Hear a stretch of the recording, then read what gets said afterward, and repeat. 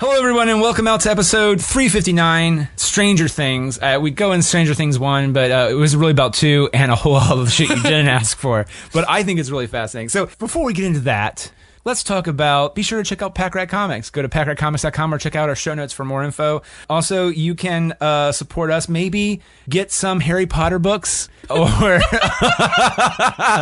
you buy the original Jaws by that Bentley guy, sure, whatever. But either way, if you do that, it's throw some love to us. That means green people.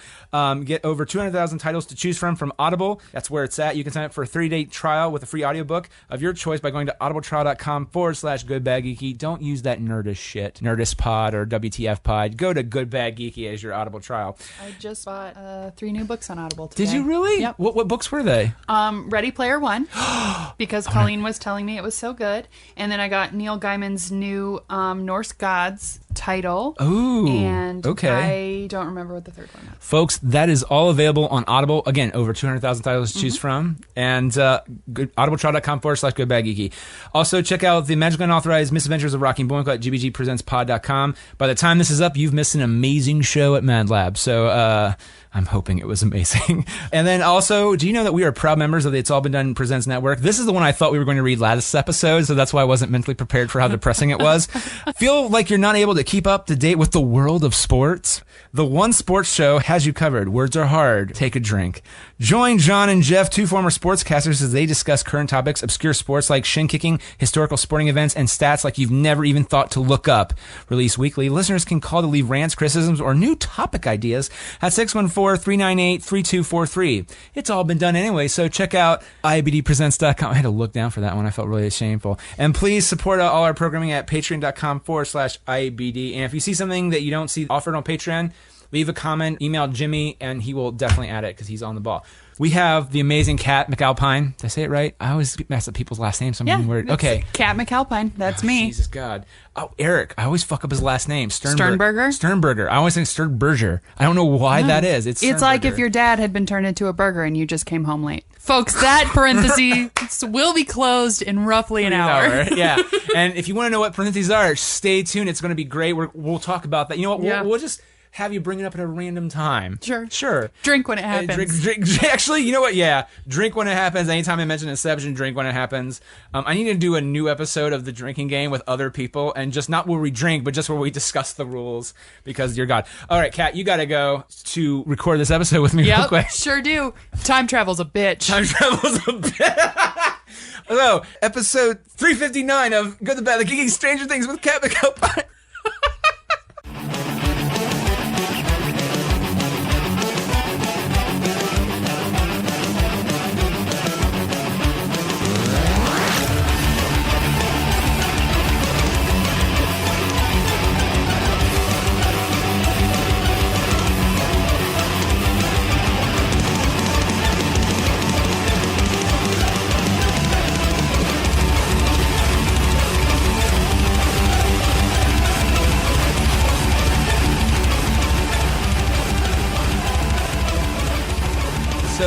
So excited because we got you here. I'm here, and we're going to talk straight, as you heard in the intro. Yes, which already happened. I know how this works now. Cat McAlpine, podcast master. That's right, master. And we're going to talk Stranger Things, and I'm sorry to ask. Now, do you consider that to be a poop emoji, or do you consider it to be what it was originally, which is a chocolate ice cream emoji? Oh my God. Okay, you're going to enjoy this. It's a poop emoji. So here... Okay. I work at an undisclosed location. Understandable, as do I. For an undisclosed company. Mm-hmm. And I work in the marketing department as an assistant. And we have offices all over the country. Right. However, for my particular marketing division, my bosses are all remote. Their boss is remote. But then the boss above them, the vice president of our division, works in your office. His office is like 2 feet from my cubicle, right? So I live in terror and fear. The other day, like when he rounded the corner and I was watching a Jennifer Lawrence interview. Which one? Was it the one when she was on Jimmy Kimmel? She was running the show? Yes. I don't like Kim Kardashian enough to watch that, but I watched her opening monologue. It was really good. I thought it was good too. Yeah. God bless. I'm like the 1% of the population that's still on the Jennifer Lawrence train. But look, I think she's a good actress. I do think it's interesting. I mean, and there's nothing. Oh man, I just sound like a dick. I feel like I'm very proud that she's very pro whatever, but sometimes I feel like she's like, it's okay that I. No, it's sexist. I'm just gonna stop. I'm gonna stop because well, no, she was like made a joke on Graham Norton about how she was kind of proud by the fact that she was sleeping around, and then right before the Oscars she just had an abortion or something like that. It came off that way, and I don't think she was joking. I've never heard that. Here's the thing. I said all that in probably 4 sentences. She said it in probably 2, and you don't know, and thing is nobody I think caught up on it, and I don't know. I was like, that's kind of because she's talking about how she was walking up to the Oscars and she tripped and fell, and she said, yeah, because my mind wasn't there when that happened because I was thinking about, am I pregnant or not? I think I got it taken care of, but I'm not sure. I'm just like, what? That to me, I was like, what in the world? It's a Graham Norton interview, and it's one of the 4 or 5 she did in the last year because she had so many movies come out. Yeah, I have like, I feel like I'm just going to stop though because that's not fair because, guys can do all that shit too, and that's not fair. Yeah. I just like, I do like Jennifer Lawrence, though, and I will back her. Yes. Wait, okay, let me wrap up. Hold on. I've got to end all the parentheses now. This is like doing algebra. Okay, so like first we're going to end the Jennifer Lawrence parenthesis, which is I feel like we trained her to be a monster. Like, God bless her. She is exactly what I am like in like one-to-one conversations as far as like, I told a funny joke or like, boy humor, and I recognize that compulsion in her. Okay. And I think that she says a lot of things that like I would say in front of my friends, and we'd all understand that it's not meant to be serious. Bad. Well, it's not meant to be hurtful, but she is on national television, which makes it's not fair to her. Different. It's a different dialogue, is all, and that's a skill. However, when she became famous, we rewarded her for that behavior, and now it's the only way she knows how to interact. And I 100% believe, I'm like obsessed with celebrity interviews. I watch them all the time because it's another character. That is not like it's a performance. It is a performance, just like a job interview is a type of performance. So I think they're really interesting, and that is the character we have taught her to play, and that's like the wall between her and the rest of the world. So to pin on this a little bit, and then we will parentheses we'll end the equation. I love him dearly, but because he doesn't like that, but at the same time he understands it. Watch any interview with Craig Ferguson. Yeah. And it's pure gold because the first thing he does is when he was the talk show host, now he's a radio show host. He would rip up the cards and throw them behind him, and halfway, because he just wants to talk to you. He doesn't want your PR bullshit. Yeah. Which that is fascinating. So like, I think Robert Downey Jr., once he became Robert Downey Jr., that we all know and love, he's not been back on the show because I don't think because he's just there, I'm here to sell product, and Craig doesn't want to do that. He's like, he'll be like, oh yeah, let's talk about the movie real quick. You're doing this Iron Man 3. Congratulations. All right, everybody. Thanks for Matter of fact, my favorite ones are who play well with him. Kristen Bell's one of them, but the girl who plays Gamora, Zoe Saldana. Yes. Yeah. Matter of fact, one point she came on the show pregnant. I think it was between Guardians 1 and 2. She was pregnant with her second kid. And Craig randomly, because he did a bit about the craft table, because he's he's vegetarian or vegan, I can't remember which one. He's like, but they have, so this is all I have, and it's a bunch of sweets, and then someone put prime rib on it. And so first thing she's like, I am so hungry, so she starts eating during the interview, and it's a very real moment. But part of her is in a character of her real self, but she can play with it, and she's also, I don't know, some people, and I get it, they go, you want me to talk about what I really feel and think? Yeah. I can't do that. And I'm promoting something. I'm promoting something, and I get that too. And he would always end with the classic, would you like to win $25 extra because we pay you so cheaply in quarters? Answer this question. What's the capital of Iceland? And he answers Reykjavik, but if you give a different answer, he'll still give you the money anyway. That's so or he'll funny. go, you want to do smell my finger? No. He doesn't really do it. He just sits there. Best one's Tina Fey, because Tina goes all in. But it was like, I think 2 months before he left, so we never got Tina Fey on there again.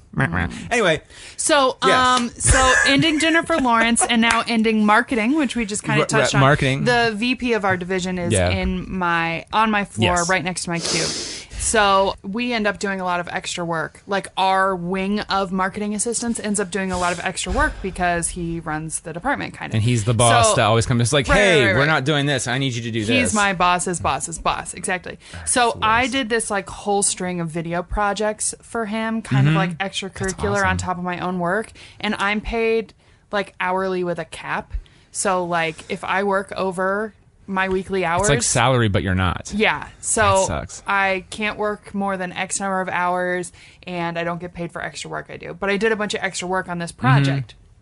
So he does this big like wine and dine like, thank you so much for doing this project. And it was like good for me to get to know him better and get my name out in the company by doing this video project, which I worked on for like a month. There were like 4 different videos.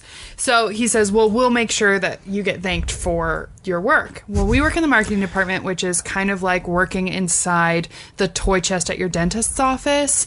We have the weirdest shit always. So we have like okay, because I was waiting for the twist, and now I'm just like, ooh, I'm really excited about it. All we have is swag. Like, not swag for us, but for sales reps and branded But you guys get to play with it and mess around with it. Well, we don't, but it belongs to this VP, and his assistant literally holds the keys to the castle. But okay, so we like all good assistants. Our office, like, I opened a drawer once, and there was like a Call of Duty Xbox 360 game unwrapped, and we just like, that's not rare. You just open drawers and find very strange stuff that was bought for one reason or another, a gag or a gift or a promotion. So my gift for doing untold extra hours of work was his assistant was supposed to arrange a thank you gift for me. So he just pulled a couple of random items out of the dentist toy chest and was like, which one would you like? And the options were, oh no, a talking toilet paper roll, which did bad impressions of Trump. Okay, that's really good. Yeah. A dirty party card game, which I felt uncomfortable viewing in the workplace. Shakespeare bandages. Okay. Or again, I'm an adult person with a job, and I worked extra hours for free, and this was my reward. And I know where this is going. Poop emoji set, which was a large pillow, a large keychain, and a small keychain. So I carry the poop emoji keychain now on my keys as a reminder that sometimes life is just shitty. The same way that I keep the key from the first night I used to work at a food chain, which I will also not name. Yep. And the first night I ever closed the store on my own, I snapped the key off in the door before locking it, and it was 3 a.m. And I called my boss, and he said, just leave it. Hopefully no one breaks in. That's pretty awesome. I hope that's awesome that you kept that. And you know what? That's symbolic, I feel. I think so, too. That's pretty good. I'm sorry that's what they gave you, the poop emoji thing. I mean, I'm surprised. Okay. Like that. I'm surprised the part, well, actually, it is probably the best one there. What was your second option? I have a guess. The Shakespeare band. I was going to say that because option, right? you to me are like, because like everyone in Mad Lab that we're friends with, like Colleen, Laura, Kyle, I don't, not say that they wouldn't, I just don't I've never heard of them doing Shakespeare, and I know you've rocked Shakespeare a few times. I have. It's my favorite. Right, and so that's why I'm just like, she would totally take the Shakespeare ones. And then halfway in my thought process when you were saying that up, I was like, oh, and I was like, she's going to take the Shakespeare. Oh no, that's the. I felt really bad. So I have a giant. To answer your question, I view it as the poop emoji. Nick was asking about the keychain on my keys on the table. Wait. See, you're doing an excellent job as an actual radio host. Because in case they happen to skip ahead, which I don't know why you would, fuck you. But you're like, so as you've heard, that's why we're talking about the keychain. You open the parentheses and I'll fucking close them.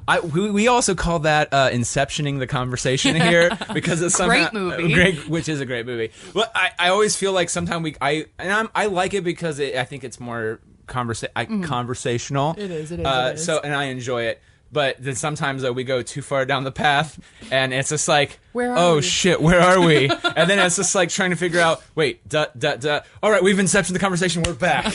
Where are we? So. You know what? I should make that a rule. If I talk about Inception conversation, those playing the drinking game, which is however many episodes ago, you take a drink. But we're here to talk about Stranger Things, and I'm not going to lie, you are the You were the first person that I saw that finished it. Yeah. And I saw other people finish it, but like I know I would see you eventually at some point enough, and I was like, hey, do you want to do a podcast on it? And thank God you said yes. So my coworker last night, she's like, did you finish it? Yeah. You're the first person I get to Dot. yeah, come on.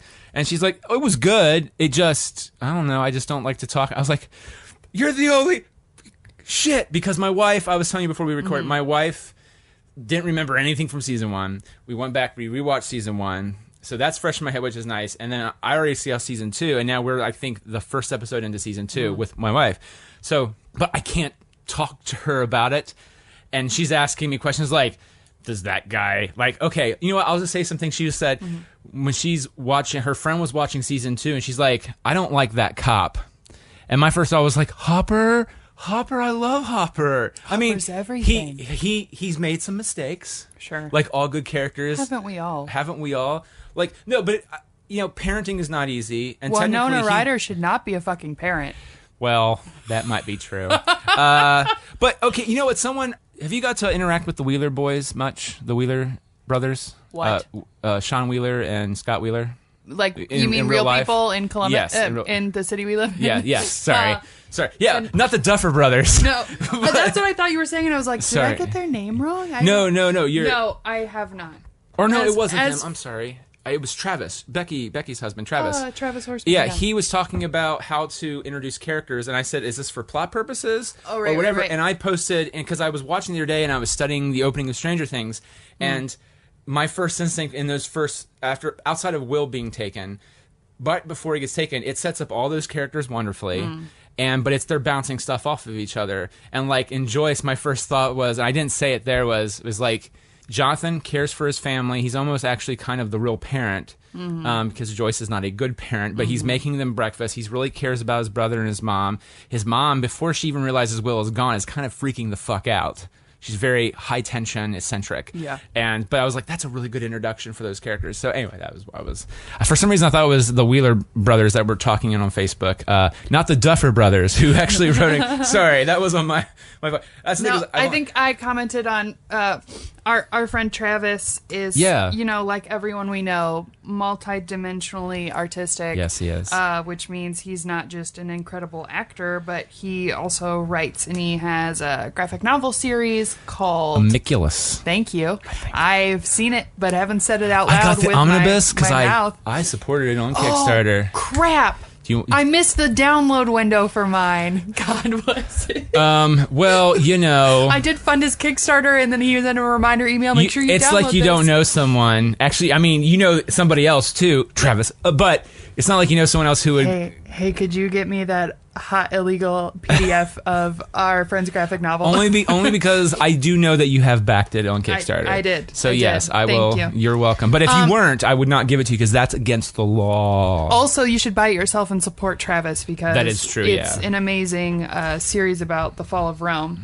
And I love history. Yes, sorry. Travis writes lots of stuff, and I'm sure he's working on 7 new graphic novels and a screenplay right now. And he had posted on Facebook asking about how to do exposition tactfully if people had struggled with it. Yes. And I believe that I commented that I think all reading experiences should be confusing and scary, and there should be no exposition. Which is hard. And I know what you're saying, though. It should seem like it's not there. It was kind of a joke, but I'm such a big fan of world building and getting dropped into that world versus like, here are the things and how they work. Like, I think Westworld was really good at world building and dropping you in and then slowly explaining. It's not like Game of Thrones where it's like, you're swimming, you're going to drown. And then about 4 episodes and you're like, and this is horrible. The first season of that show was Sean Bean, the little dude, and the bastard. Yeah. And that's how I knew people and their family. It should honestly, like a really tacky, like, spy optical overlay, when a character pops up on the screen in Game of Thrones, it should pause and then tell you their stats. Like, here is his name, here is what he has done, here's why we hate him, and then continue. Yeah. Because I tried reading the books and I got halfway through the second Game of Thrones book, and I just thank God I'd seen the show because I'm an avid reader and I'm not stupid, but I'd be like, who the flip-flap you can say fuck is this person? You can say fuck. Fuck. I have never cursed in my life. You are correct. You were correct. I'm sure there aren't some bloopers where you're freaking out on the floor, not cussing at all. Listen, Which in that Red Brew specific series. video clip that you are referencing, I do not curse. You don't. Okay, I swear to God, I thought you did. No, I apologize. A moment of that has been quoted many times amongst our friends, but I will not repeat it here. Okay. I swear to God, I've heard you cuss before. And I'm not talking about on stage either, but I digress. It's I curse blue. incessantly. It's blue. It's blue. Blue. That's my favorite. Anytime if I could write for you, and I threw that into this one script that no one else knows what we're talking about, so it's an inside joke. But Super the world is an secret. inside joke. Yeah. Yeah. But I put in there, I was like, what are your thoughts? And I just put that in there just for you. It's like, Thank you. I don't like it because it's blue. And whatever. And I was like, okay. It doesn't add to the character though, so sadly for time it might be cut. But it made me happy. Anyway, see Inception and Inception. Exposition, world building is great. Yes, it is. And Stranger Things does that well. Okay, now let's talk about that a little bit, because Stranger Things, I think, does a good job of world building, but it also kind of follows the... I panicked because I had an ice cube. Oh, I you cracked me the panicked fuck because up. I was like, I can't talk with an ice cube in my mouth, so I'm gonna have to do something. No, So- you guys can't see this, but she took a drink, and every time she takes a drink, because she is a professional, she turns away from the microphone and sips and drinks. And the thing is, you look fucking classy doing it too. It's not like me where I'm just like, okay, that was good, but you can't hear me set the thing down. Like, I'm sure Monday's last episode, you could probably hear tons of just weird, bottle sound. and that's me outside of the battery I'm fucking with on the table. But no, she's classy, very daintily moves over to the side, pinky. I feel like it's a pinky up, even though I didn't see it. Sure. And then I just see her go. And now I thought you were spitting water back up, and you spit an ice cube back up. It's quite classy. It's quite good. So thank you. But Well, I grew up in the Tay Day era of internet. the Tazon Day. You know Tay Day? I do not. Chocolate Rain. Oh, I move my I know mouth away Chocolate from the Rain. mic so that I can breathe, It was- which is a part of Chocolate Rain. Chocolate Rain. Yeah, exactly. So I know. Yeah. Well, I was trained before I was ever put in front of a microphone. Thanks, Tay. Shut Yeah. up. Stranger Things. Yeah. This is so good. So they kind of, I feel, borrow from Hitchcock. I feel it's really more classic Hitchcock, but in terms of contemporary standards, I almost also feel like it's Mystery Box, J.J. Abrams' Mystery Box, which is, what's the upside down? And you don't really get a good sense of it up until the last 2 episodes of season 1. And season 2, I mean, they kind of employ the same thing. Well, no, they bust that out a lot sooner because of Will. So if you're living under a rock, which is a shame, Stranger Things starts off about being the disappearance of Will Byers.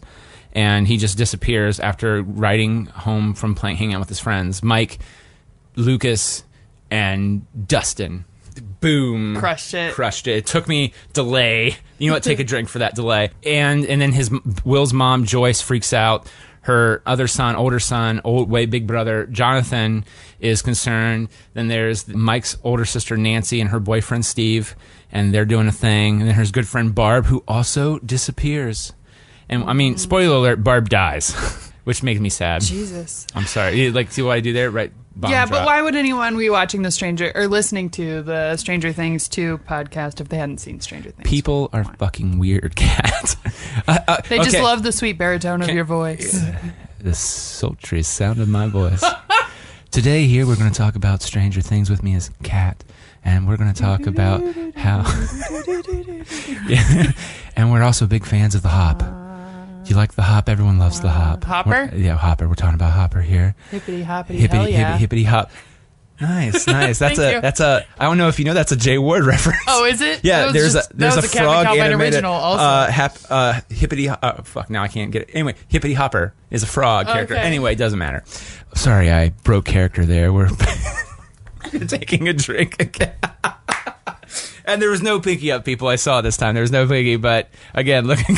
The next time Nick asks me if I want a fucking water before I come do a podcast, I'm going to say, go fuck yourself. No, please do. No, that would be cruel if I did not at least A, offer, and then B, if I'll I could come tell. with my own Camelback so I can just hydrate very surreptitiously. Yeah, but then what will happen is you'll pull it out and water will just go.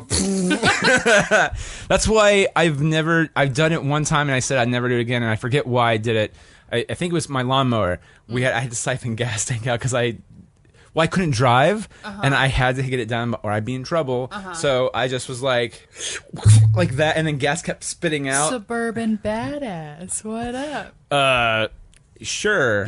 That's right. Siphoning gas out of your lawnmower. I was a badass in high school. The sweet sultry sound of taking that gasoline. Oh yeah, and I used it to combat Hawkins' lab. Boom. Fuck Hawkins' lab. Oh my god. Okay, so season 1. Yeah, so season 1, Hawkins' lab. Oh fuck, we're all over the place. It's okay. No, season 1, Hawkins' lab. There's this place, Hawkins' lab. They tease you with they might be behind the disappearance of Will, and they are by proxy, which is they created. They kind of kidnap these children against the parents' will, or the parents would sign up for testing. They would then birth a child. They take the child and then fuck the moms up. We only seen one of them for sure, but we can only assume they only did that to the other ones. They made these children with powers. And season 1, we only know of 11, but she's 11. She goes by a tattoo, and so she goes by 11 You or L. assume there are at least 10 other children. Exactly. That's very well said, Kat. Thank you. So, yeah. I would take 5 more paragraphs to say that. So thank you. I appreciate that. Yeah, so the kids find 11, and they're looking for Will at the same time. And this whole thing blows up. And Hopper is the typical cop who has one of my favorite sayings. I'm trying to get my wife to, she does the cups. I want to get, he's like, mornings are for coffee and contemplation, Flo. Coffee and contemplation. Because I was like, that's a great quote you put on a coffee mug. That's a good coffee mug quote. But Hopper is kind of in his own little world. He's the typical small town cop, you think. And then his growth is that he starts to believe everything that's shitty that's happening in the town of Hawkins. And then season 2 picks up, oh dear God, I'm just rambling on forever. Season 2 picks up where season 1 left off, which is where did 11 go? The Demogorgon is dead. Oh, right, yeah, so...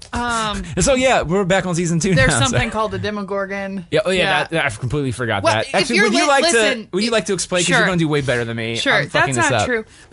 Okay, so basically the story centers around 4 young boys, one of whom has disappeared, and their immediate family. There's something going weird in their small town Would you home say in it's Indiana. strange? Something strange, yeah, and there are things that are strange. Yeah, in fact, they're stranger. Incredible. We've made such progress here. I'm sorry. Well, I interrupted you. That's the problem. No, it was totally worth it. Yeah, so it turns out that this lab, which has been testing on children to make them basically like super soldiers, give them psychic powers, that sort of channeling of energy has attracted some other beings in the universe, and a rift has been torn between 2 worlds. So there exists this place called the Upside Down, which is an alternate reality, kind of. What I find really interesting is when the camera pans from like our plane of existence to the upside down, cars are parked where they are in the other. It's like a reflection. It's that classic like dark world reflection. But they never go over the rules specifically on that. We don't know what the rules are, but I find it cool. very interesting because it's like this decrepit reflection of the world, but it's not like if you've ever read The Long Earth, which is I have. No, okay. I'm sorry, well, I haven't. It's not like it's an exact replica of our world without anything that has happened there, if that makes sense. Like the roads are where the roads are, the houses are where the houses are. So it's to the minute updated, but just with things, not with people. So houses and cars are all there, but they're like covered in a cobwebby darkness. I don't understand what the rules are because nothing moves. Nothing moves when you're in the upside down except the creatures. And that already from that plane. Exactly. But like, so if there's a car parked on, I really noticed this during the trick-or-treating episode. Yeah. So if that car is parked there on the street and then it moves, is Will going to encounter that car somewhere else? Does it only like carbon copy when you enter into the upside down? That's if someone else enters the upside down at a different time, is that car no longer going to be there? Does that make sense? No, it totally does. And now here's the question with that. I find that to be interesting world building because that's more things that we can learn down the line, and I want to know about it. I don't look at it as a plot hole at all.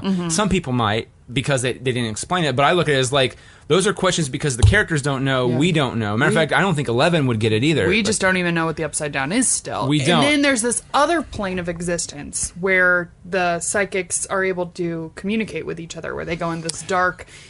I guess it's a representation of her closing her eyes and reaching out to people psychically. In the space in between, which they talk about in the first season, which I completely forgot they talked about, which is something in the flea. It's the acrobat in the flea. Oh, right. Which is the flea can go up and down between the lines. So that place, I think, is the rope, the line where it's like it's in between up and down. Okay. And well, I think that's what I'm remembering it as. Yeah, because I was like, the teacher shows up in season 2. I was like, oh, he was a waste in season 1. Why? I'm glad they haven't. He doesn't die, but especially when it was going towards Gremlinville a little bit, I was afraid because the science teacher in Gremlins dies. The gremlin sticks the needle in his butt and kills him. And so I was afraid. I was like, I remember him being a nice guy. He wasn't really in the season that much. And he's kind of in it more than I remember because he talks about the acrobat and the flea. They call him up to like, how do we do the weird science thing? Like if we want to do it. Season 1, he's their conduit into like that, all of the theoretical behind the Upside Down. Which is cool, but I completely forgot that. Yeah. And so on season 2, I don't think he's wasted, but I've said that he didn't do more. He's useless in season 2. Yeah. He only exists as like he's already a part of the world they've Do you remember season 1? Is kind of do you remember season 1? He was there. He's still there. Remember. Yeah. And they do the same thing with D&D. They don't play D&D in season 2. I watched because I watched Friday night after Stranger Things came out, I sat on my couch and I watched it start to finish. At some point, my boyfriend stood up and said, I'm going to like go outside because I feel like I should do something. Do you want to come to the bars with me? And I said, no. I'm going to watch Beyond Stranger Things. Exactly. Oh, yes. I totally called that. So I finished Stranger Things and then it just like, Netflix did this cruel thing that they normally work against, in which it auto-played another show, and it started Beyond Stranger Things. So I watched like the first 2 or 3 episodes before I was like, I don't have the emotional capacity for this. But they Will Byers, not Will. The actor Noah Schnapp or no, the other Mike. one, Mike. Yeah, thank you. The Finn Wolfhard. Yes, the most badass name of all time. If he doesn't head a metal band in his life, I will be. He actually does play music. Of course they all do because they're all more talented than I am. Oh, incredible. Whatever. We're all equally talented. Come on, man. Come on. The difference is that we don't have a TV show. Come on now. You are insanely talented. But you got a radio show. Oh, that's right. And where's your radio show at? Finn Wolffucker. I'm sorry. Let's not try to fight a 13-year-old boy over the internet. No. He got... I feel horrible. Sorry. Weird Inception tangent. In parentheses. Nick is making parentheses with his hands. I am with my hands. You can't see it. It's like I've taught him a tactic and now he's going to use it. I am. So a quick algebra problem. No, but I feel bad. I saw it because I work weird hours. I work at night usually. There was a weird thing where people were talking about how apparently some 30-year-old was waiting outside his hotel and started screaming at him, and he kind of went on Twitter and kind of flipped his shit. Yeah. And my first thing, I felt really bad for him. And so you have a bunch of stupid people doing stupid shit like that. Somehow that was going to tie into what we were talking about. I read an adjacent article about Sophie, what's her last name from Game of Thrones, who plays Sansa, who also tweeted about that incident. But the point was, they're kids, and we should leave them alone. Right. So I meant that really in no... Yeah, of course, this is all in jest. Yeah, because fuck that person outside the hotel room. That is totally not cool. Oh, that's so creepy. Yeah. Now, and this... you know what? Let me hang my shame flyer out. This is like 10 years ago. So Millie Bobby Brown is a wonderfully talented, just like the boys. Mm-hmm. But... there are other people also, because this led to the sexualization of the boys and the girls of the show. And my first thought was like, she's pretty, but that's where I draw the line. But 10 years ago, I'm stupid Nick Blizzard Brain boy, keyword there. I was like, and some older 56-year-old man's like, what's her name? Is it Emma Watson? Emma Watson is fucking sexy as shit. And this is right when she was 17 in the 6th Harry Potter movie. And I just said, yeah, she's kind of hot. And I just left it there, and he was talking about he wanted to like do other. I'm like, That's weird to me. Yeah. But I said, yeah, I agree. And so that's my shame flag, because That's okay. it is, I crossed over the line. But I'm not doing it now. Especially not now. I've learned, but I've got so much more to go. The science of the upside down, I think, is how we got there. I think we were talking about parked cars in the upside down. But I like that a lot, because you... Boom. Bring it back now, y'all. I really like how the parked cars are. No, but it's true. I really do like... Because that was... season 1, it made me even more aware of it, because outside of the Halloween scene, it feels very brief in retrospect. While in season 2, when Joyce and Hopper and even Nancy is walking through the upside down and through the middle of town, like the cars are just parked there and they're there for a while. I mean, they get well through going through town, and so it is one of those weird. Oh, this is bizarre, because if Jonathan and Nancy get in the car to drive somewhere else, or Steve drives, and we need to talk about Steve, man. Oh boy. Wait. Okay, so... Sorry. But anyway, that's very interesting, and I feel it's a nice way to world build, because they set up this beautiful universe that we don't know the rules of, because the characters don't know the rules of. But anyway, so Steve, sorry. I had to say him because I love Steve. He is my favorite character on that show outside of Hopper. Actually, I liked all the boys in 11 and Hopper, but I really fucking I hated Steve in the season 1, and now I want Steve to do so good. Well, and you're fresh off of season 1 rewatch, so... I felt that way before just the completely, reason 1. All I remembered at the start of season 2 was that we did like Steve, and we wanted Nancy and Jonathan to bang. And at the end of season 1, they didn't, and it was super hurtful. So, definitely. I mean, guys, that was some real hurt. She was genuinely hurt. And that's important to... So, and here's the thing, is the way that love triangles work is I always root for the guy who is not a dick, and that is never the guy the girl ends up with. The guy who is nice to her the whole time is never the one that she wants, and then she always ends up with the other one. So it was very classic, I have been burned once again by my favorite side of the triangle. Me too. And then they fixed it. But Steve, all I remembered was that he sucked dick. And it's not inaccurate. It's not inaccurate. But he gets real violent and shitty in season 1. So when I rewatched it, because here's the thing, I remember at the end of it, the way they had Steve came off was because he did the thing that those type of characters never do, which is he apologized for it, and he genuinely felt bad. And then once he was a chicken shit and tried to leave the house, he then came back and for Nancy and Jonathan and kind of helped them burn the shit out of the Demogorgon and beat the shit out of it with a baseball bat with nails. Right. And so this is what I like Steve before I rewatched season 1. I already had that in my mind, but then I'm like, because I'm waiting for him to be the douchebag, especially in the trailer, the awesome thriller trailer. The only really shot you see of him is just kind of rocking and being 80s dick dude at a party. And I'm like, oh, don't make Steve a jerk again, because I don't love him, but I don't hate him anymore either. And then this season, he's probably the character with the most growth in the entire show, which is nice to me. Hopper's had growth too, but... The thing you definitely see, they really emphasize Steve's growth by introducing a new Steve, whose name is Billy. Yes, and I think that... Well, new Steve. Here's the thing. I think the Duffer Brothers, as they were writing, because all those 80s movies and Stephen King novels have that character, and halfway through, kind of like what happened with Sean Astin, which we'll talk about, Bob the Brain too, is that when they casted him, they're like, oh, we actually kind of like him, we want to keep him around, so how can we make him? But they wanted him to be that asshole who never changes, and then maybe even unintentionally helps the bad guy at the end, and then they kill him, of course, or he hopefully should die, and then Steve, the actor who plays him, was just like, oh no, we kind of like him, we don't want to, let's actually make him not a douchebag. And then, for example, I forgot that Billy's new friends, which was Steve's friends last season, I completely forgot that Steve kind of said, fuck you, stop talking to her and Jonathan like that. And I'm like, oh, I don't remember that at all. Because I was like, man, friend loyalty here.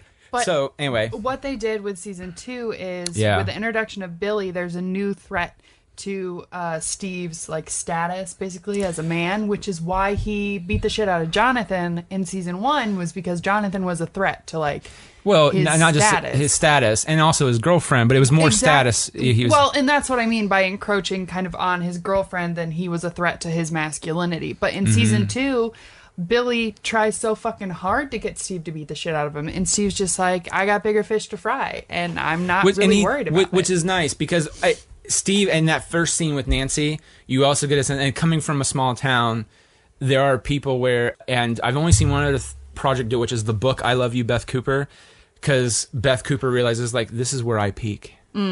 And I'm going to eat up all of it I can, because you know what? Then I'm going to be the person who gets married too early or probably gets pregnant early, and I don't get an education. I just kind of peter out here.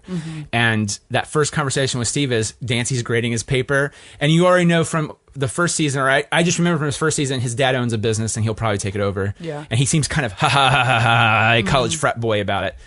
This season, it's the other way around. He's like, he'll take the hit because he loves Nancy and he wants to be with her. And you know what? It can't be that bad because I'm not good at this. I'm not good at learning.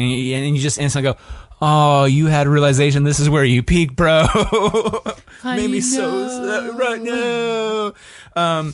And so by the time, and I think Steve is also, he's not cool with it, but he's understanding. He's like, look, she doesn't love me, and it hurts.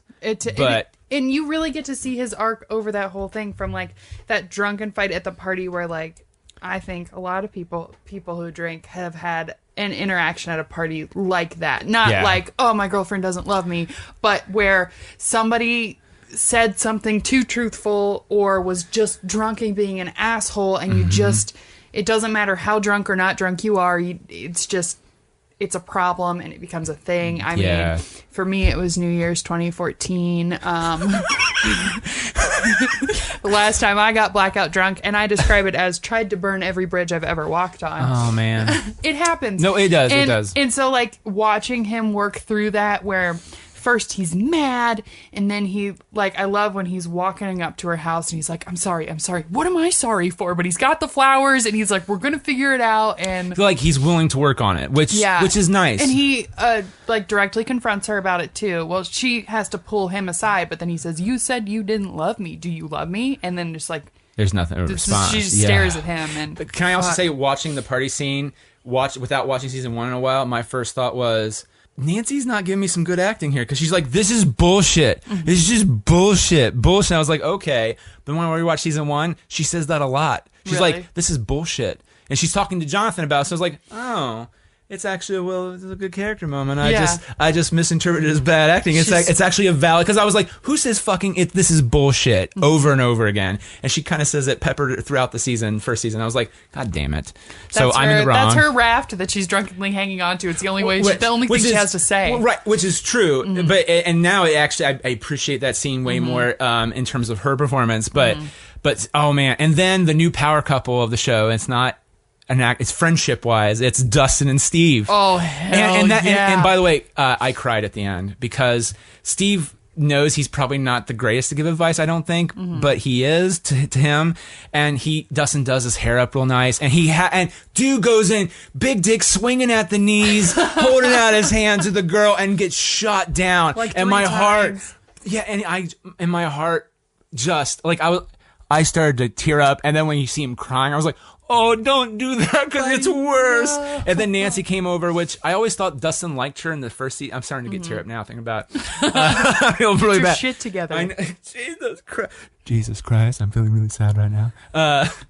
But season 1, the first appearance of Nancy is Nancy's talking on the phone to Steve. You don't know who he is. No, she's talking to Barb. And Dustin comes up and gives her hey, do you want a piece of pizza?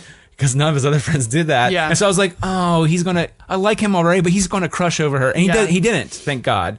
I think he was They don't push it. They don't push it, and I think he was inclusive. I think he's just trying to be inclusive in retrospect. But then they had that really nice, sweet moment of her. She's like, of all my brother's friends, you're the nicest. I like you. You're cool. And I'm just like,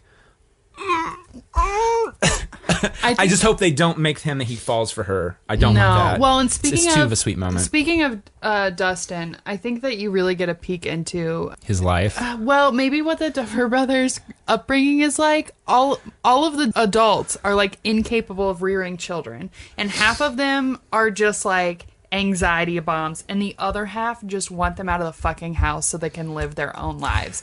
And Dustin's mom and the cat, and that Dustin has to like emotionally bubble wrap his mom, like he's trying to hide this from her too, but is like she doesn't know anyway, which would be kind of freaky. Yeah, but he has to send mom out of the house so he can bury his cat. And I was like, what a badass, and also how terrifying. Well, and so I caught this when we were watching season 1. He said my parents, and so that means I don't think they thought about it, but I think Dustin's mom and dad were together then, because the impression I got in season 2 was it's just his mom and him. Which honestly, I kind of feel it is a little bit more understanding of how Dustin is, how he is. But oh man, like I really like Dustin a lot. I mean, I like all the boys a lot, and also kind of say that the way they handled the love triangle between Max, Lucas, and Dustin. I really like how they did that too, which.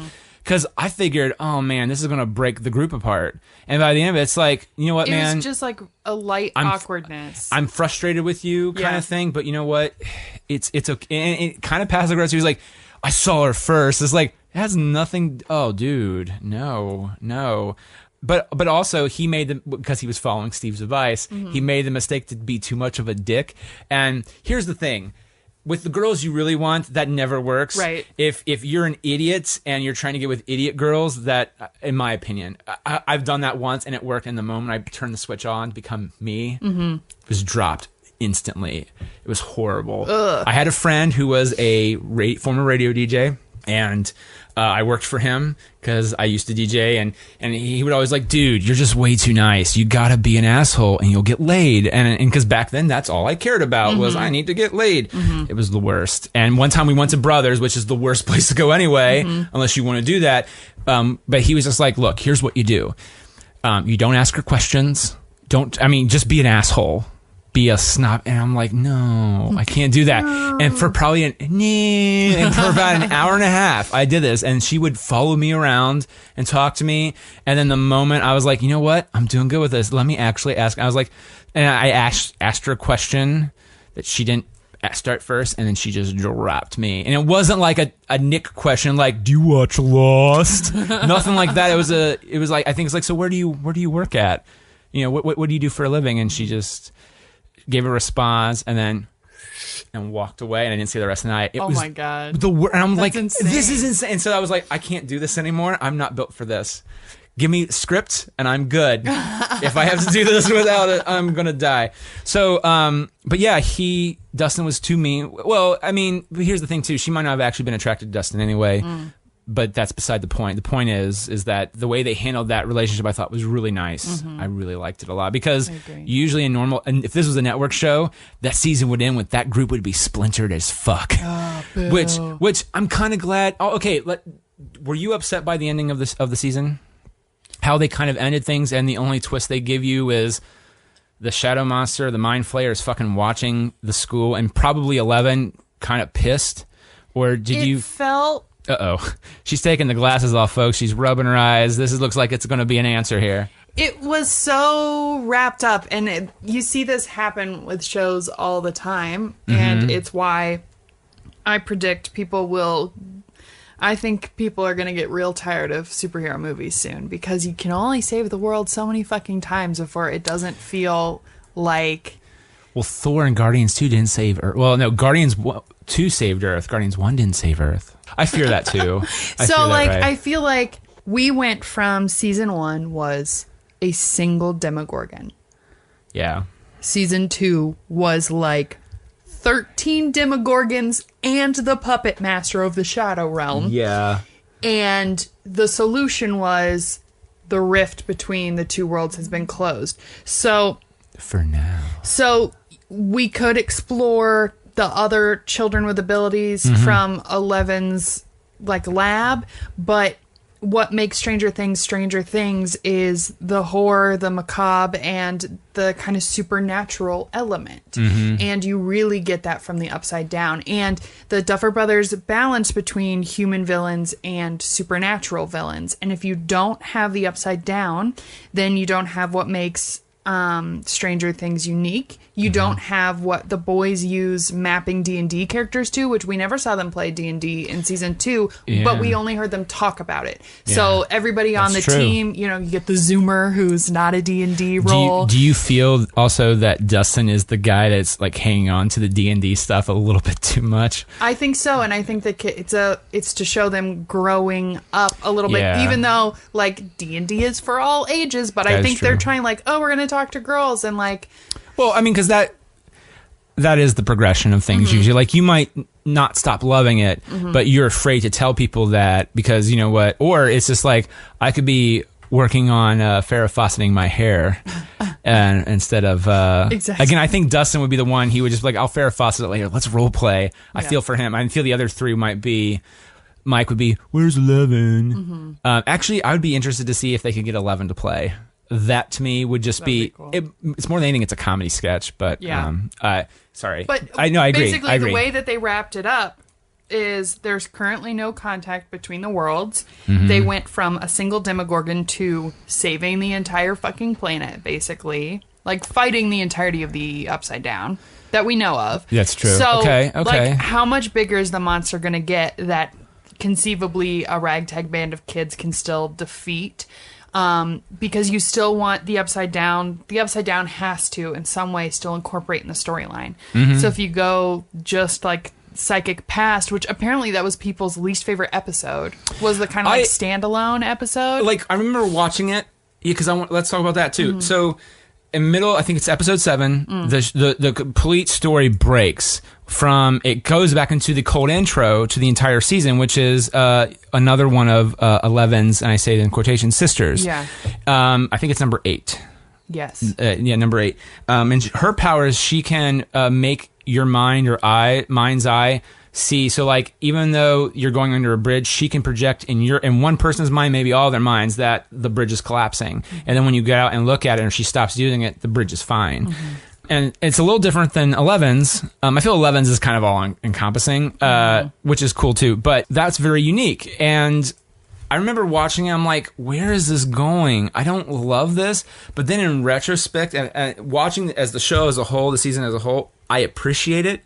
Because I know that they were setting the seeds for season 3. Because it's going to come down to a lot of people are going to die, of course. I feel it's going to be this army of kids versus the Upside Down is what it's going to lead into, with some adults along the way, like Hopper, Joyce, Jonathan, Nancy, Steve, and I think Billy's going to be he's going to be the human bad guy, along with and the Duffers, actually, which I thought was stupid of them. They've come out in an interview, said that Matthew Modine's character is still alive, like the one guy said. Who?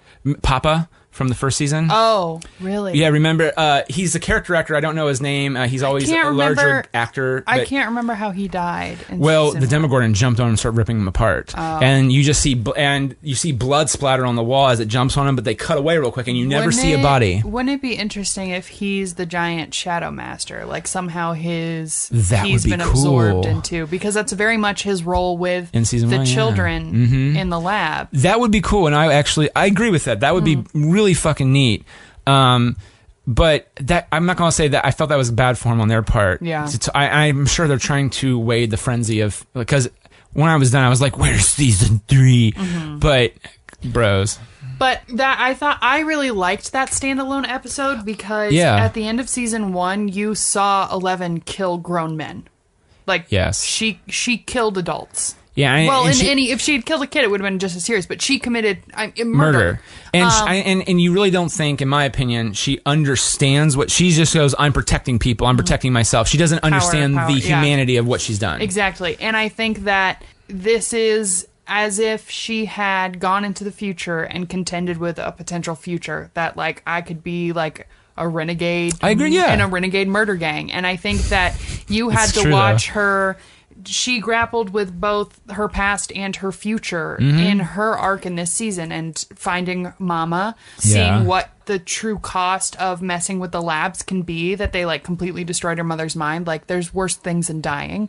And like the whole, like, we basically unlocked her origin story, and then she got to look into the future. And if I want to be violent, and if I want to kill, and if I want to give into my power based on rage, what does that get me? And she is much more powerful when she is trying to protect than when she is trying to destroy. And I think that's what you see, like pulling that train car towards herself. She said, you know, tap into your fear and your anger, tap into your anger. And that whole group is about killing out of revenge, which they have been wronged, but like, it's still murder. So you get that moment where that's true. 11 has to connect the humanity to the deed she's doing, where she's trying to vengefully kill this man, and she knows that he has children. And she can't do that. I think that was a really necessary episode. I think you could have done it differently. 100%. I loved it, though. I know a lot of people hated it, but I loved it. When I was watching it, it was just more like, this feels very out of tone with the rest of the show. And it was that's a genre shift. It was a complete genre shift. But in context of the whole show, I would never have them change one thing about it. Not at all. I'm actually looking forward to watching again, to seeing, just actually to really enjoy it now, because it was one of those ones where my first thought was, that would be my first thought by default, that was the weak episode, but I can't say that. I can't say it, because I actually now appreciate for what it's doing, and it's not just setting up season 3. It really isn't. It's all, if 11 doesn't have that moment, and also in a way, and Hopper, and I feel this is more tragedy. The injustice is Hopper can't really see that she's made that choice, and she might tell him that in between the time jump or whatever. And again, Hopper fails so hard at it, but he's trying so hard too. He's trying to teach her about, I'm trying to help you become normal, as best you can. The important part about Hopper, general asshole, being her father figure, is that he is so filled with pride. You see him come close to, but he never achieves being legitimately afraid of her. And I think that's what would destroy a parent-child relationship with her in any other context, is being afraid of her. Because that teaches her that she is a monster. And so what you see is she's becoming increasingly and increasingly violent with him. She's, becoming a teenager. She's throwing tantrums, all of that. But then she goes on her own pilgrimage to kind of like discover what lies at the end of violence for people like her. I mean, that moment where she blows all the windows out, and his first thought was, hey, you don't do that. Yeah. Like, and I don't think he says anything about the door slamming, even though he doesn't like that either, because he's like, open this door, but then when she breaks all the windows, he's like, you don't do that. That you don't do that at all. Like, that's clean this the fuck up. Clean this the fuck up by the time I get home. And now, granted, Hopper does the typical parenting thing too, which is, I'll be home by this time, and he doesn't get home on time. And to tie this back into what you said earlier, so we were unknowingly in an algebra problem the whole time. Oh my God, math. Boom. Parents back then in the 80s were kind of like that. Really? See, my mom was a helicopter mom. She was a mix between Joyce and Dustin's mom, who I don't remember her mom's name given in the show, but they were a mix between those two, which is, I wasn't allowed out to ride my bikes out like all the other kids.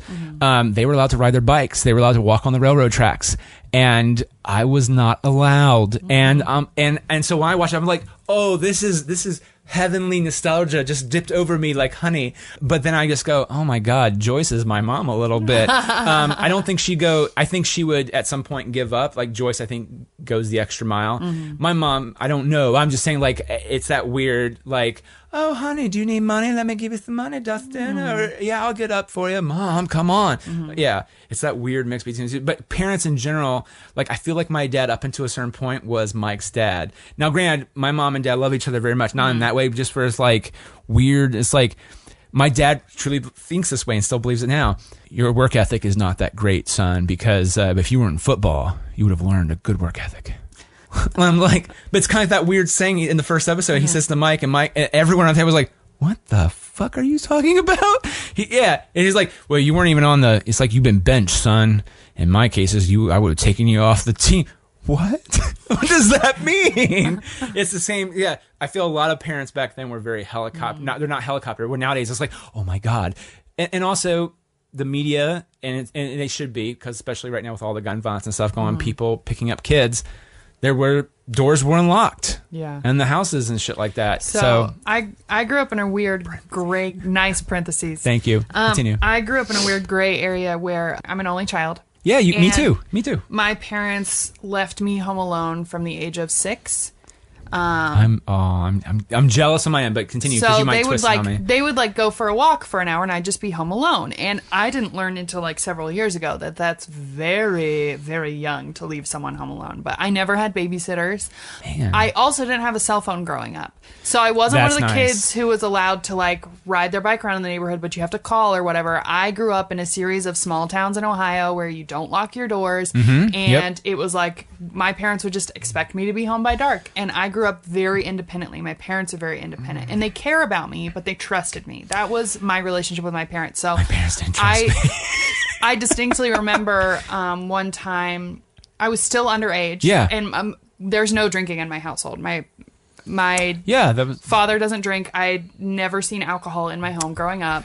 So one day, I think I was summer between college, and I was going to, it was winter break between my first year of college. So I was still underage. I was like 18. And I was going to a New Year's party, and my parents handed me a bottle of wine, and they said, take this to your delinquent friends. Someone gave it to us, and we're not going to drink it. And we know you won't drink it, but you can take it to your party. It's pretty rad. That is what my relationship, I mean, and like there were pluses and minuses, but like I grew up in this gray area where like my parents cared about me and they worried about me, and they're weird about stuff like I wasn't allowed to eat candy or drink pop except on Saturdays, and I wasn't allowed to pierce my ears, and this is the fat man in front of you. That's probably a good thing. I still got cavities, so whatever. But fair enough. There was Touché. like weird stuff. There's always parent stuff, but like seeing the parents in Stranger Things to me always feels like the two opposite ends of the spectrum, and I'm like, my parents were like in the middle. I don't understand this. But it's weird. Like I knew parents who were like Mike's parents 100%, 100%.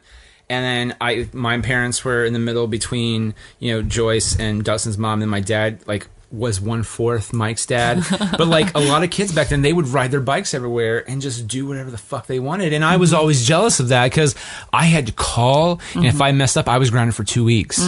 And sometimes you get carried away, and actually I still have that problem today. My wife is like, Nick, I love you, but you say you're going to leave by this time, but that's not what's going to happen. You're going to lose track of time, and then you're going to call me asking if it's okay that I'm late, and I'm going to say, of course, sure, but how about we just know that it's going to happen beforehand? And I said, damn it, okay.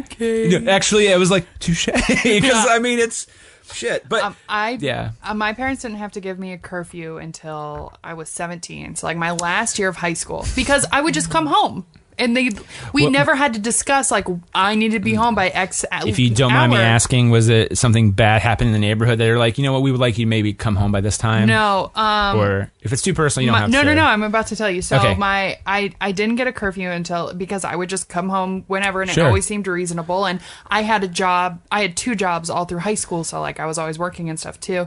But my last year of high school, my friends and I went to a hockey game because a couple of our friends were on a hockey team, a roller hockey team. This is slightly less cool. Sorry, babe, love you. And he's not gonna listen to this. But, so my wife doesn't. It started snowing, and it was like a terrible snowstorm, and the roads got really bad really quickly. And I was like team mom, so I made sure everybody got home, and I drove super slow and super careful, and dropped everybody off at their houses, and made them call me when they got inside and all that. And so I got home. I know it's gonna happen. It's a fucking injustice. I got home at like 11 o'clock at night because I had been driving slowly. It was a school night, but I've been driving slowly trying to make sure all my friends got home safe. And my parents are like, I can't believe you would come home this late. This is the first time I'd ever come home past like 9:30 or something. Do you feel like they were just like, look, we gotta have one on gotta get a point on our team because Cass has been rocking it these past 17 years. So, Kat, you grounded. One time, curfew. I remember in high school, one time my dad walked into my room, and like my mom and I tried to move out when I was 16, like cats and dogs, like did not get along at all. And my dad came into my room one day, and my dad has always treated me like a tiny adult, no matter what age I was. I've always been like a creature with logic and reason, and he has always appealed to that. As he said, I was not like raising a child, I was forming a future citizen, which is like kind of like a supervillain way of thinking of having children. Yes, it is. Twisting my mustache. Sorry. I remember he came into my room once and he sat down and he said, "You're at the age where you have now seen through the illusion of parenting, and you know that Jesus, we this is cannot awesome. we cannot make you do anything.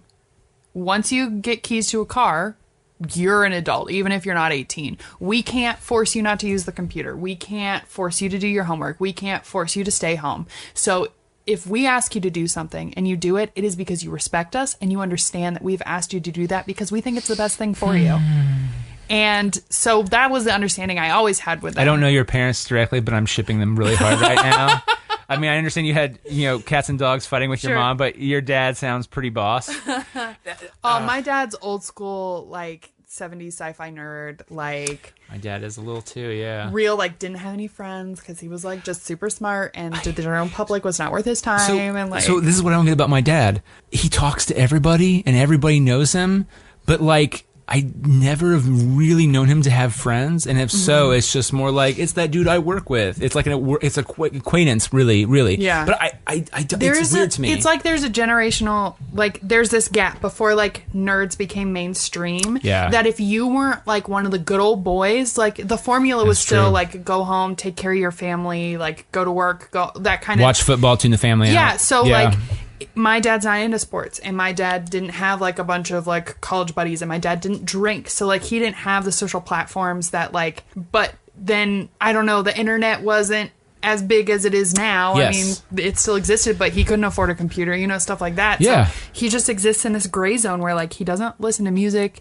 He doesn't like have friends. It's really weird. He just like hangs out with my mom. He likes my mom. My dad did listen to music because he would listen to Styx. Matter of fact, we got a CD player, and my first CD was Teenage Mutant Ninja Turtles the movie. Second CD, Wayne's World. Third CD, Teenage Mutant Ninja Turtles 2: Secret of the Ooze.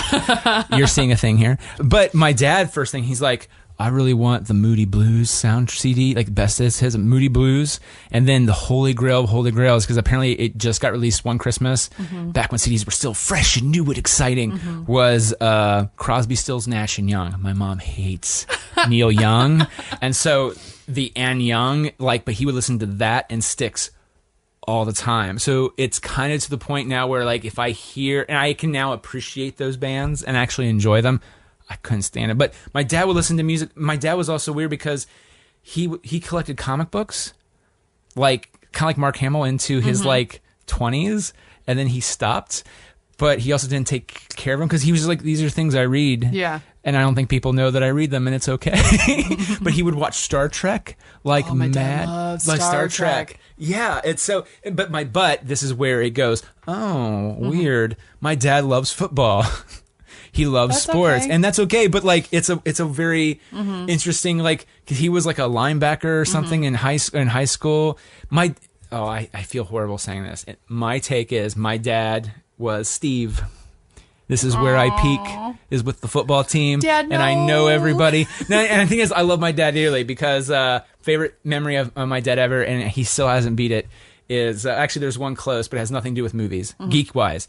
I didn't have, all my friends were in college at Otterbein, Jimmy, Nathan, and all of them. So I didn't get to really hang out with them too much except for the weekends. But you've known them like a long time. I've known them a long time, since high school. But Lord of the Rings came out, and no one had time to watch it with me opening weekend. And so, no, it wasn't opening weekend. I was that guy who was like, fuck Lord of the Rings. I don't know anything about it, but fuck it. And then it's like, oh, a month in, this is still the #1 movie. Maybe I should, as a movie nerd, go see it. And I saw, and so my dad came with me like he does. And I remember halfway through, like probably 10 minutes, and I was like, damn it, I'm going to like this movie a lot. And I'm okay with it. My dad, though, hated going to it. He told my mom. But during the movie, he's at the end of it, and he's like leaning forward in his seat at Lennox, like, what's going to happen? And then when it goes, Sam and Frodo are walking towards the Mount Doom.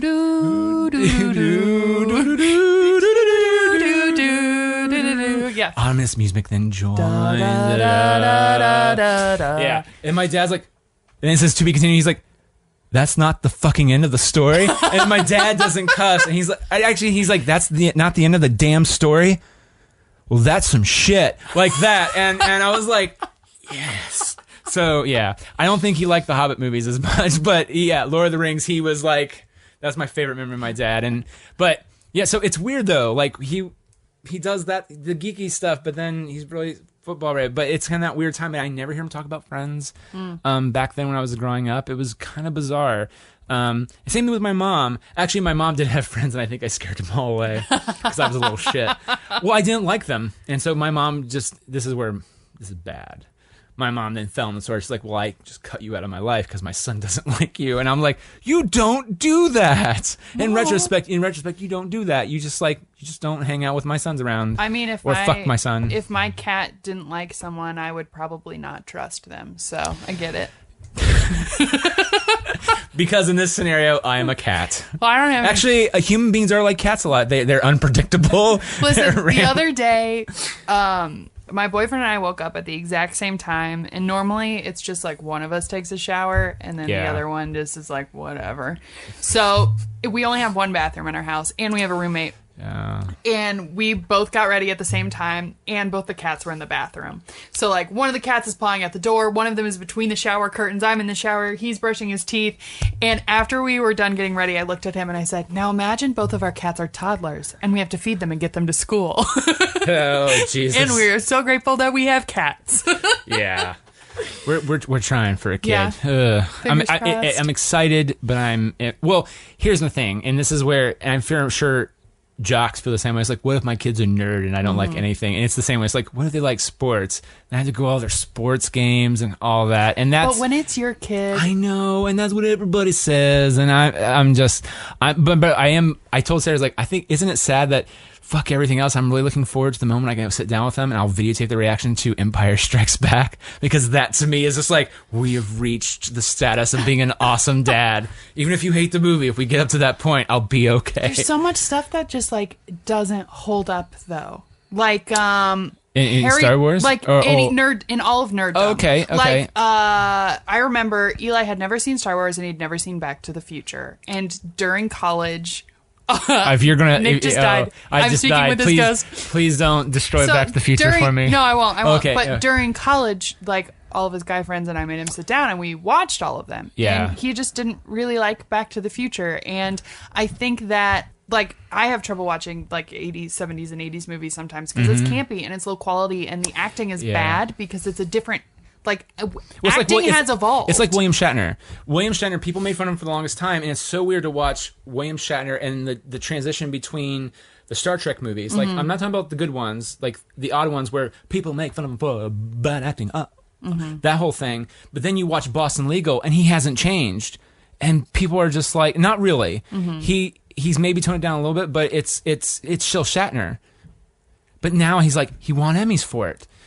People are coming, it's like, hey, you should be in our new movie with Sandra Bullock, Miss Congeniality. And you're like, what are you doing becoming popular again? And the thing is, I like Shatner a lot. He's an asshole, but I don't think he's a horrible actor. I just think that he was a product of his time. But it's a wonderful study of that too. But the 80s is, oh my God, the action comedy horror thing. Yeah. But it's the same with lots of things like Harry Potter. A lot of people can read Harry Potter over and over and over again. Yeah.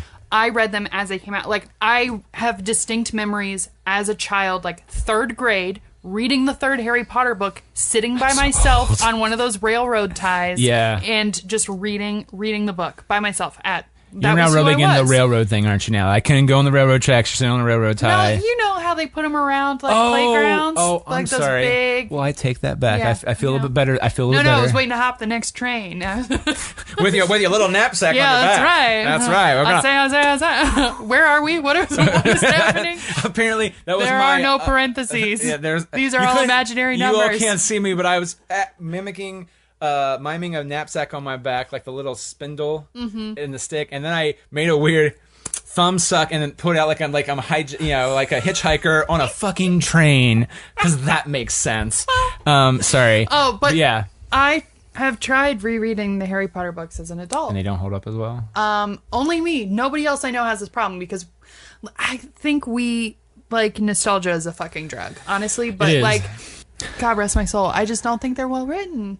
And they're not as good as an adult as they were as a child, and it being magical. I'm curious about this because I've heard other people kind of. How far did you get when you did you reread all of them and then go like, or no, you just couldn't do it? I don't even remember. I think sometimes I've just picked up the books and opened them and tried to read them like my favorites. I feel like someone told me that the first few books, the ones that are particularly childish, I think it's up until Goblet of Fire when Cedric dies, because then the book gets more adult. That whole book is just, the writing style is completely, not different, but it's a little bit more adult, and so it's not like dumbing down. Well, I'm curious about that. Well, I'm 100% Harry Potter generation because I came of age the same time Harry Potter did. You're not the Goonie generation. What? You're not the Goonie generation. Not really. Right. No, I'm Harry Potter generation through and through. I read the second book in second grade. I read the third book in third grade. And when I was 18, Harry was 18. And I remember reading the last books and I thought, oh, I'm too old for them. Because reading the last book, I was like, this is not great. Oh, wow. But there is an alternate truth, and that truth is that I'm a hater, and I was born to be a hater, but it took me a while to grow into being a hater, and it is possible, and I'm just a hater, and Harry Potter is still classic and good. So, but if you've ever asked me about my opinion on something, like if you ask me for my opinion, I'm like, here's a list of 17 million horrible things. So, well, I do remember I asked you for your opinion once back when we were doing Sketchy Sex, and it was over a movie, and your response was, I hope I'm saying this correctly, using it correctly. It's like it was a little innocuous of just like you weren't really committed, you were not committal, innocuously non-committal, and then like I think a year or so later it came up naturally in one of our little shindigs, and you're like, I fucking hate that. I'm like, what? Why couldn't you just say it's just like, I don't know. I just didn't feel like wanting to tell you that then. And I'm like, okay. And that's fine. You have your truths, and that's okay when you reveal them. But it was really, yeah. Okay, so Jimmy, he does not like the Goonies. Okay. But he didn't watch, and that's fine. But he didn't it's watch interesting. As a kid. He didn't watch it as a kid. That's it. It would show on HBO all the time, and I don't think I really watched it either up until I was like 12. But like, and I technically, that's a little bit too old to really truly get in to enjoy the Goonies. I remember watching clips of it and go, oh, that's the kid, that's Short Round from Temple of Doom, which I love Temple of Doom. I know it's not the best Indiana Jones film, but I also know that it's him being 100% pulpy. Well, I think Raiders and whatever are like, I feel those two are Spielberg movies and Temple of Doom is a Lucas movie.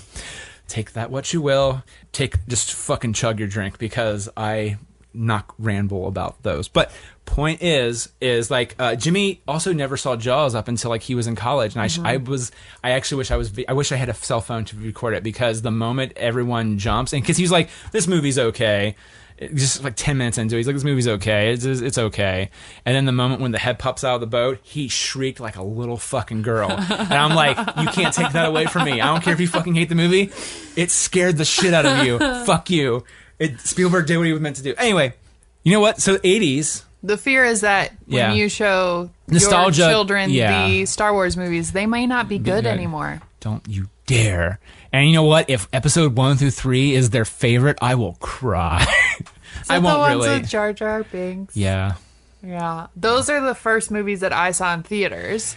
See, and that's cool. I you know what I mean? Like, just because that's your experience. My dad was like, oh, Star Wars movies, and like he finally got to go see them in theaters again, and then they were horrible. But poor dad. I haven't even seen the last two. He hated one so much. Yeah.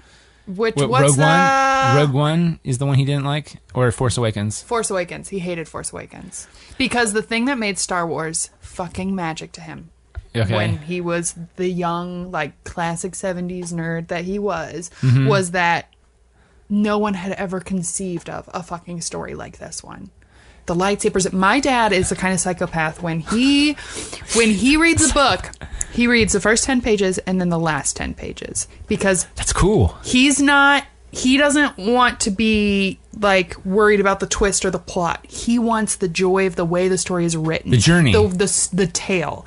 And no one had ever come up with fucking lightsabers or spaceship battles like this one before. And that's why Star Wars was amazing. And what Star Wars did with the new movie, I assume, I haven't fucking seen it. That's right, we Facebook talked about that one time, is that they're trying to get a whole new generation to enjoy and love Star Wars. They told the Star Wars story over again. It was the exact same movie, according to my dad. He's not wrong. And that's why he didn't like it, because the magic to him of Star Wars is it's this insane, just like we were talking about in the beginning, world building and just dropping someone into a world. You don't have to always explain everything. There is no exposition. It's the mystery of exploring this new world. Yeah. And no one had ever seen that world or been there before. And I don't disagree with that at all. This story wasn't new, and that's why he didn't like it. So, touching on nostalgia, this is how I'm going to loop it back around. Get ready for it. I'm ready. Goonies starred Sean Astin, who plays Bob the Brain. Bob the Brain. Oh, no. I can't reach it. Well, and can I tell you something? Yeah. You gotta go? Mm-hmm. Okay. Well, so let's wrap this up real quick. Bob the Brain, this will be our last thing we talk about. So beautiful. Okay. 2 episodes in, I was like, it's kind of like, I do not want to fucking hate Sean Astin. And you are going to be that asshole who's going to fuck shit up. And then especially when he gives the advice to Will, it's like, you know what? That's when I turn around. Well, he didn't know, really. And I think if he knew there was a giant fucking weird mind frayer monster, he wouldn't tell him that then. He would say, you run to your mom and me or somebody. You run to fucking Hawkins' lab. But he didn't know that. So, and when he said that, I was like, you fucker, you need to die. And then probably about episode 3 or 4, I was like, but I really like Bob. And then the whole last episode, he's running, and I was like, I know he's going to die. Sacrificial lamb. I know he's going to die. I don't want him to die. You know what? They're not going to kill him. They're not going to kill. Like, the show completely fooled my logical writer brain and like, this won't happen for a second. And then the moment he stopped, I was like, it was like slow motion. I was like, you piece of shit. And then he just stopped because he looked at Joyce. And I was like, if you saw me on Twitter, I said, fuck you, Stranger Things. That's what happened when that happened. Because I was like, I literally stopped. I was like, Sarah was getting ready for work because it was that episode that Friday. I was like, no, don't do this because I like him now. And she's like, what's going on? I don't want to know. I was like, I had to stop the episode. I was like, Twitter, fuck you, Stranger Things too. Fuck that. Anyway, sorry. Game of Thrones spoiled me. I think anyone should be able to die. And as soon I as agree. they add a new character, I was like, if anybody dies this season, it's going to be fucking Bob. It's going to be, you know what? Bob, Max, and Billy, they're all going to die. Well, I think it'd be really interesting if one of the kids died. I think, they did say in interviews, Elle was going to probably die. And then they said, no, let's not do that. And so now I'm like, well, now I kind of know you're probably going to kill Elle off at some point. But I think it would be interesting if it was one of the boys. But thing is that I don't... It'd have to be Will. It'd have to be... No, don't kill Will. Or if Will does it, it should be a sacrifice play. But honestly, I see it actually probably being more Mike. He was like 0% interesting this season. He wasn't. Well, and he talked about that and beyond. He's like, I wasn't really into anything because I was mopey up until 11. Emo Mike. Yeah. I was like, okay. So, but I love Bob. I mean, Sean Astin's pretty great to like in general. I didn't know why I recognized him. I'd only seen him in Lord of the Rings. And that had been so long ago, and he was such a redhead that I was just like, this person is so familiar. And then I was like, is he an actor I know who gained weight? Is he an actor I know who lost weight? Can I say something that's frustrating? Is that he's the voice of Raphael in the new Ninja Turtle show, which is weird. When you hear it, you're like, oh yeah, but he does a weird thing with his voice, which is cool. But he runs all the time. You know what? But it's the human body, man. It's fucked up. Running is not good for losing weight, which is, I guess, why it's my favorite form of exercise. Because basically, the human body is amazing, and your body is just like acclimates. Like running, we're supposed to be able to run. So like when you're hunting down your meal or whatever. Okay. So like eventually you don't lose weight from running. Your body is just like in stasis. So like. You can just be like powerful and also have body fat. That's a real thing. Fuck shitty. Body shaming. You can be super in good shape and still be a little thick. I didn't know that. So I thought, the dude runs marathons all the time. And I was just like, because when he first started, he got like 50 First Dates good looking. He was the brother. If you ever watch, he's actually not a bad movie. I've seen 50 First Dates. He's the hunked up brother all the time. That's what I'm saying. Really bizarre. Yeah, I think he did that right after Lord of the Rings. He's big, fat, Samwise Gamgee, and then he's super buffed up, lean. Yeah. That I will say that I told Becky this because I think you weren't at the Halloween party before I left by that point to go to work. Oh yeah, I didn't get to the Halloween party until real late. Well, it's okay. Becky though. Rudy is really good. I'll let that be. It's a good Sean Astin movie. Okay. So anyway, Stranger Things 2. Do we like it? Do we suggest other people to watch it? 100, yes. What? 100, 100%. 100%. That's what I thought. I was like, maybe it's a new thing I don't understand. No, I do not know the slang or the hashbags. I only know what I have to say. Ladies and gentlemen, two people whose fingers are 100% on the pulse of today's world. All right. Cat, thank you so much for doing the show. And Red Roost, which just wrapped up, the blooper reel's now. Actually, it was 2 weeks ago at this point when it happened. So you watched the entire series of Red Roo. Yeah, youtube.com/Red Roo series. Boom. Yep. It's awesome. It is awesome. I'm 3 episodes from the end, so Woo! Yeah, so I'm waiting. It's about to get spicy. Oh yeah. All right. Thanks, Cat. Get out of here without cheese! You're a creep! Go away! We're having a good time until you showed up, cheapers!